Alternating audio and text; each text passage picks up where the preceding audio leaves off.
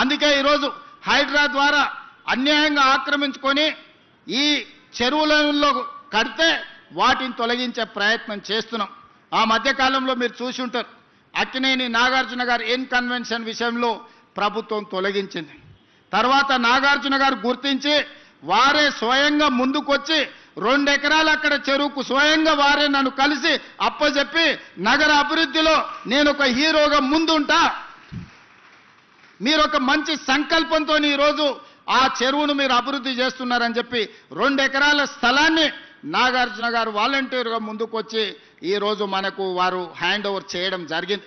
ఈరోజు బతుకమ్మ కుంట వి హనుమంతరావు గారు ఎప్పుడు అంబర్పేట చౌరస్తాలో బతుకమ్మ కుంట గురించి 40 ఏళ్ళు కొట్లాడి 40 ఏళ్ళ కేసును హైకోర్టులో కొట్లాడి ఇవాళ బతుకమ్మ కుంటను 6 ఎకరాలు బీఆర్ఎస్ నాయకులు ఆక్రమించుకుంటే ఆ కబ్జా నుంచి విడిపించి ఇవాళ బతుకమ్మ కుంటను తయారు చేస్తున్నాం.